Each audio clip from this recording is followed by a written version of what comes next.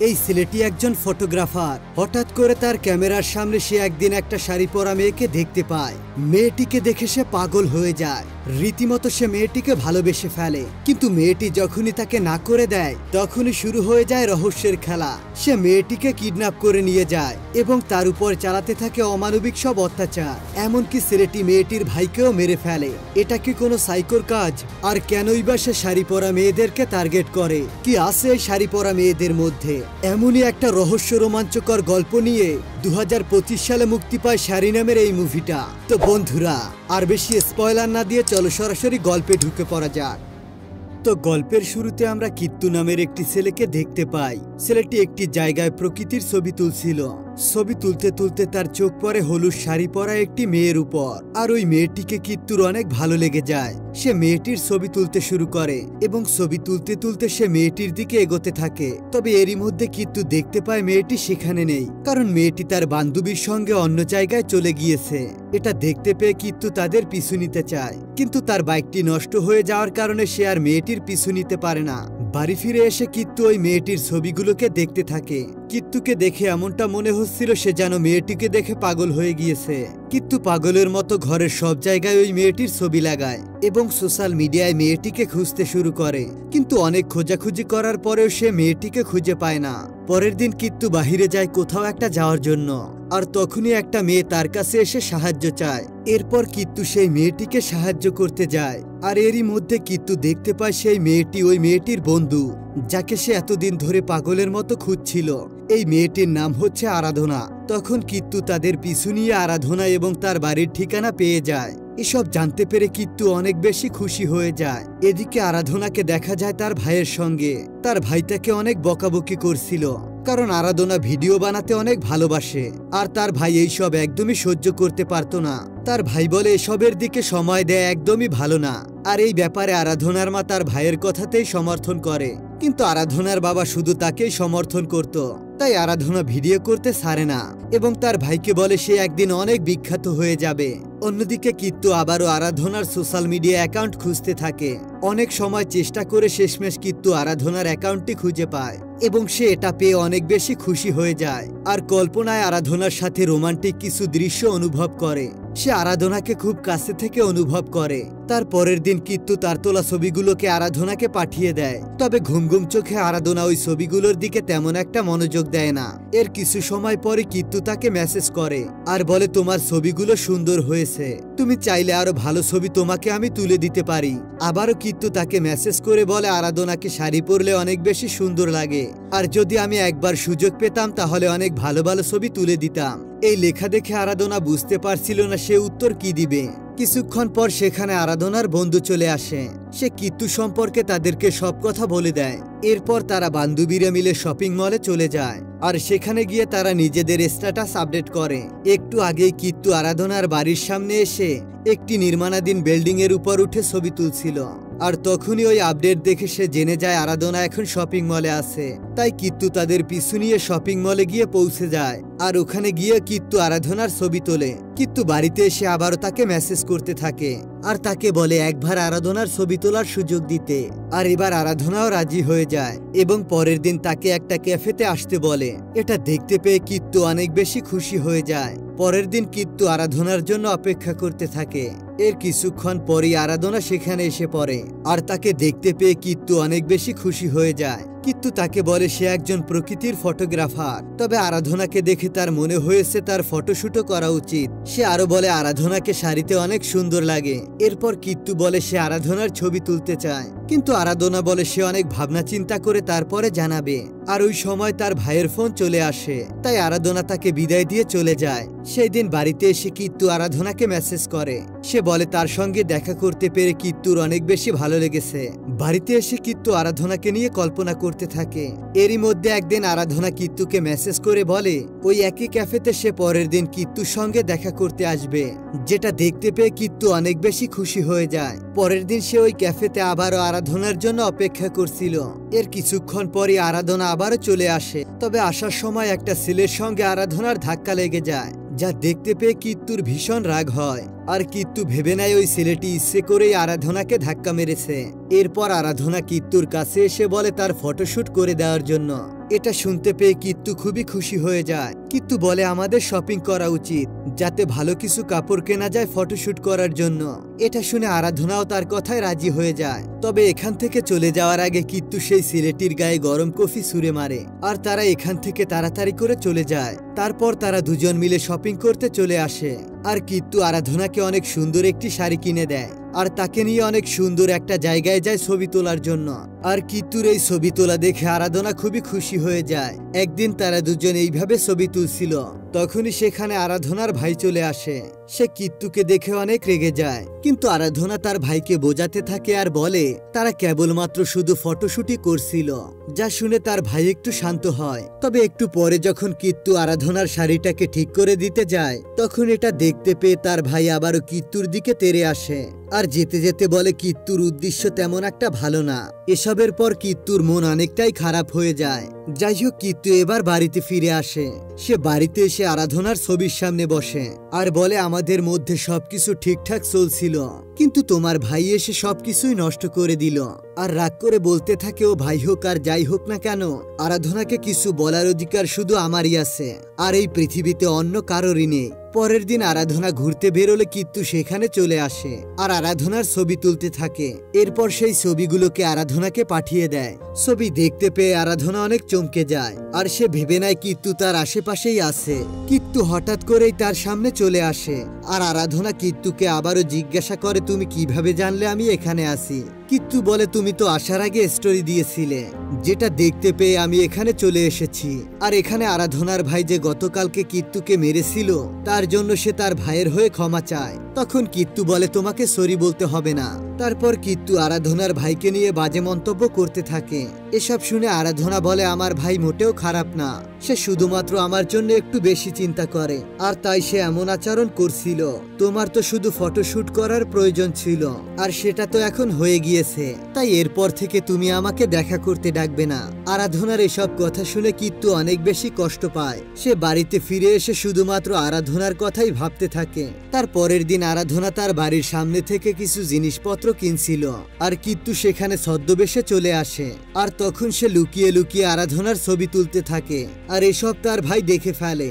সে এসে কিত্তুকে আবারও মারতে শুরু করে। মারামারির এক পর্যায়ে সে যখন দেখতে পায় এটা আসলে কিত্তু, তখন সে আরো বেশি রেগে যায় এবং কিত্তুকে আরো বেশি মারতে শুরু করে। এই সব কিছু আরাধনা দূর থেকে দেখে নেয় আর দৌড়ে তাদের কাছে চলে আসে। আর সে কিত্তুকে দেখে একদম অবাক হয়ে যায়, আর তাকে জিজ্ঞাসা করে সে কেন এখানে এসেছে। কিত্তু বলে তোমার সঙ্গে একটু কথা বলতে এসেছিলাম, কিন্তু এরই মধ্যে তোমার ভাই আমাকে আবারও মারধর করতে শুরু করে দিল। এই সব কিছু শুনে আরাধনা কিত্তুকে এখান থেকে চলে যেতে বলে। কিত্তু বাড়িতে চলে আসে আর সবকিছুই ভাবতে থাকে। সে ভাবতে থাকে আরাধনা তাকে ভালোবাসে, তবে ভাইয়ের জন্য সে ভয় পায়। আর তাই কিত্তু ঠিক করে নেয় সে আর কোনোদিনও আরাধনার ভাইকে তাদের মাঝে আসতে দেবে না। তার পরের দিন কিত্তু আবারও আরাধনার পিছু নেয় আর সুযোগ বুঝে তার কাছে চলে যায় আর বলতে থাকে আমি তোমাকে ভালোবাসি। এসব কথা শুনে আরাধনা হতবাক হয়ে যায় আর তাকে বলতে থাকে তুমি শুধুমাত্র আমার একজন ভালো বন্ধু, আমি তোমাকে ভালোবাসি না। সে বলে আরাধনা তার ভাইকে ভয় পায়, তাই সে এই সত্যটা বলতে পারছে না। এজন্য সে বলে আবারও যদি তার ভাই তাদের দুজনের মাঝে চলে আসে, তাহলে কিত্তু তাকে একেবারেই মেরে ফেলবে। আর সেই সময় আরাধনার বান্ধবীরা সেখানে চলে আসে, এজন্য কিত্তু ওখান থেকে পালিয়ে যায়। এসব শোনার পর থেকে আরাধনা ভয় ভয়ে থাকে, আর সেখান থেকে বাড়িতে এসে সব ঘটনা আরাধনার ভাইকে বলে দেয়। সব ঘটনা শুনে তার ভাই বলে তুই চিন্তা করিস না, ওই ছেলেটা আমার কিছুই করতে পারবে না। আর আরাধনার ভাই আরাধনাকে বলে তুই এখনই কিত্তুকে কল করে বলে দে যে ওর সঙ্গে তুই কালকে ক্যাফেতে দেখা করতে চাস। ভাইয়ের কথা মতো আরাধনা কিত্তুকে কল করে আসতে বলে, আর আরাধনার কথা অনুযায়ী সে ক্যাফেতে চলে আসে। আর ওই জায়গায় আরাধনার ভাই তার ভাই বন্ধু নিয়ে লুকিয়ে থাকে। আর কিত্তু যখন দেখা করে বাড়িতে ফিরে যাচ্ছিল, তখন সবাই মিলে তার পিছু করে এবং তারা সবাই কিত্তুর বাড়িতে চলে আসে। কিন্তু যখন তারা কিত্তুর ঘরে প্রবেশ করে তখন তারা সবাই অবাক হয়ে যায়, কারণ ওই ঘরের সব জায়গাতে আরাধনার ছবি লাগানো ছিল। এসব দেখে আরাধনার ভাই প্রচন্ড রেগে যায় আর কিত্তুকে আবারও মারতে শুরু করে। সে কিত্তুকে হুমকি দিয়ে বলে যে সে কোনোদিন যেন তাকে আরাধনার পাশে না দেখে। কিন্তু কিত্তু ওই অবস্থাতে হাসতে থাকে আর তাকে বলে সে আরাধনাকে অনেক ভালোবাসে আর তাকে আরাধনার থেকে কেউ আলাদা করতে পারবে না। এরপরেও কিত্তু তাকে অনেক হুমকি দিয়ে সেখান থেকে চলে আসে। এবার কিত্তু আরাধনাকে মেসেজ করে বলতে থাকে, তোমার ভাইয়ের কথা তুমি কেন শুনলে আর তোমার ভাইকে বারবার কেন আমাদের সম্পর্কে জড়াও? যদি আবারও তুমি তোমার ভাইকে আমাদের মাঝে আনো তাহলে এবার আমি তোমার মা বাবাকে মেরে ফেলবো।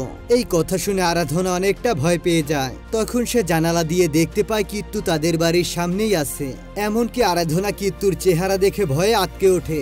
পরের দিন আরাধনার বাবা সব ঘটনা জানতে পারে। তখন সে আরাধনার ভাইকে বলে এখন পুলিশকে তাদের এই ব্যাপারে সবকিছু জানানো দরকার। এরপর তারা বিষয়টাকে পুলিশকে জানিয়ে দেয় আর পুলিশ গিয়ে কিত্তুকে অনেক মারধর করে আর তারা তাকে আরাধনার থেকে দূরে থাকার জন্য হুমকি দেয় এবং তাকে বলে দেয় সে কোনোদিন যেন আরাধনাকে মেসেজ না করে। কিন্তু কিত্তু তাদের কোনো কথাই মানে না।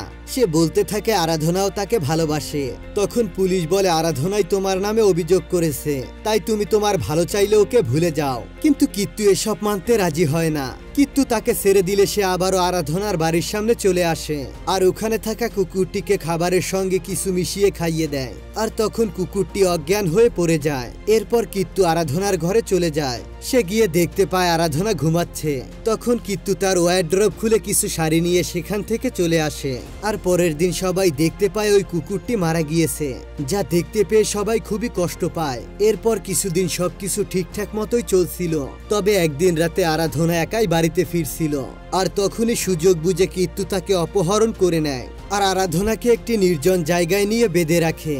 আরাধনার জ্ঞান ফিরে আসলে সে বারবার কিত্তুকে বোঝানোর চেষ্টা করতে থাকে তাকে তার জীবন থেকে ছেড়ে দিতে।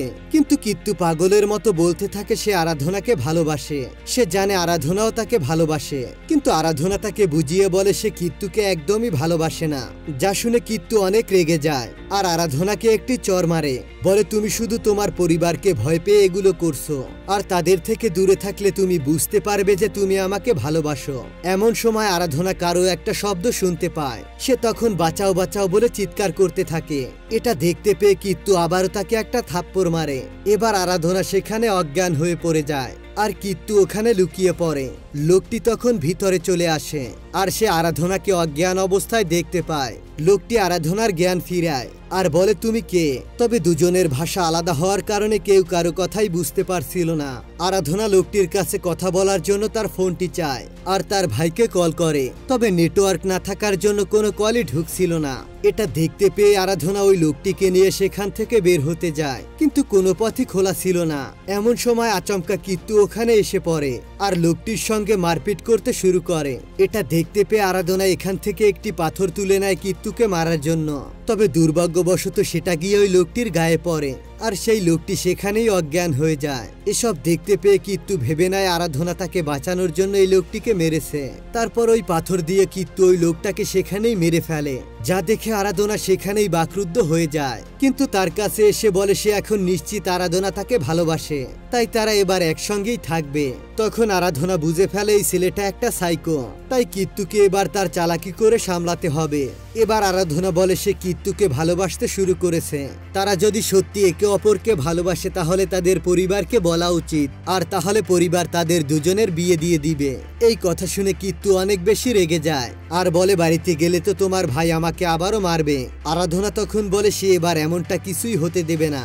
এই কথা শুনে কিত্তুও রাজি হয়ে যায়। কিত্তু তখন বলে আজ আমার জন্মদিন, কিন্তু তুমি আমাকে একদমই উইশ করবে না, কারণ আমি একটা সারপ্রাইজ প্ল্যান করেছি আর তারপরে আমরা এখান থেকে চলে যাব। আরাধনাও তার কথায় রাজি হয়ে যায়। এরপরে কিত্তু আরাধনাকে নিয়ে একটা কেক কাটে। তারপরে কিত্তু আরাধনাকে সারপ্রাইজটা দেখায়, আর এটা হলো আরাধনার ভাই। সে তার ভাইকে মেরে অজ্ঞান করে সেখানে বেঁধে রেখেছে। ভাইকে দেখা মাত্রই আরাধনা কান্নায় ভেঙে পড়ে, কারণ নিজের ভাইয়ের এমন অবস্থা দেখে সে নিজেকে সামলাতে পারছিল না। কিন্তু কিত্তু এখানে থামে না, সে আরাধনাকে তার ভাইকে নির্যাতন করতে দেয়। আর তখন কিত্তু বলে তুমি তোমার ভাইকে নির্যাতন করো, আর তা না হলে আমি ওকে মেরে ফেলবো। বাধ্য হয়ে আরাধনা তার ভাইকে কষ্ট দেয়। কিত্তু সেখানে আরো একটি শাড়ি আনে আর বলে এটা পরে আসো। আর এই সুযোগে আরাধনার ভাই তার নিজের হাতের বাঁধন খুলে ফেলে আর কিত্তুর উপর হামলা করে দেয়। তখন সে আরাধনাকে বলতে থাকে তুমি এখান থেকে পালিয়ে যাও। এরপর তারা দুজনে মারপিট করতে শুরু করে। এক পর্যায়ে কিত্তু আরাধনার ভাইকে মেরে ফেলে। অন্যদিকে আরাধনা পালানোর কোনো পথ খুঁজে পায় না, তাই সে আবারও সেখানে চলে আসে যেখানে তার ভাইকে মৃত অবস্থায় রাখা ছিল। ভাইকে দেখতে পেয়ে আরাধনা অজরে কান্না করতে থাকে, কিন্তু তখনই সেখানে কিত্তু চলে আসে আর বলে আমি জানতাম তুমি আবারও ফিরে আসবে, কারণ তুমি আমাকে তোমার জীবনের চাইতেও বেশি ভালোবাসো। আর এবার রেগে গিয়ে আরাধনা কিত্তুকে মারে। তখন কিত্তু উল্টো আরাধনাকে আঘাত করে। এক পর্যায়ে গিয়ে আরাধনা তার শাড়ি দিয়ে কিত্তুর গলা পেঁচিয়ে ফেলে আর শ্বাসরোধ করে তাকে সেখানেই মেরে ফেলে। এরপরে আরাধনাকে দেখা যায় হাসপাতালে ভর্তি অবস্থায়। তার মায়ের কাছ থেকে সে জানতে পারে তার ভাই আর বেঁচে নেই। এটা শুনতে পেয়ে আরাধনা প্রচন্ড হতাশ হয়ে যায়। হাসপাতাল থেকে ফিরে এসে সে তার সমস্ত শাড়িগুলোকে পুড়িয়ে দেয়। আর তখন তার মনে হতে থাকে সে যদি শাড়িগুলোকে না পরতো তাহলে কিত্তু তার প্রতি আকৃষ্ট হতো না আর তার ভাইও এভাবে মারা যেত না। আর এই রাগেই সে সমস্ত শাড়িগুলোকে জ্বালিয়ে দেয়। আর এই গল্পটা এখানেই শেষ হয়ে যায়। তো বন্ধুরা, আমাদের সকলকেই বিপদে পড়ার আগে সতর্ক হওয়া উচিত আর অপরিচিত কোনো লোককে আমাদের নিজের ছবি দেওয়া থেকে বিরত থাকা উচিত। আজকের গল্পটা এই পর্যন্তই। তোমরা যদি এই চ্যানেলটিকে এখনো সাবস্ক্রাইব করে না থাকো দয়া করে এখনই সাবস্ক্রাইব করে দাও। দেখা হবে পরবর্তী ভিডিওতে। ততক্ষণ পর্যন্ত ভালো থেকো, সুস্থ থেকো। আল্লাহ হাফেজ।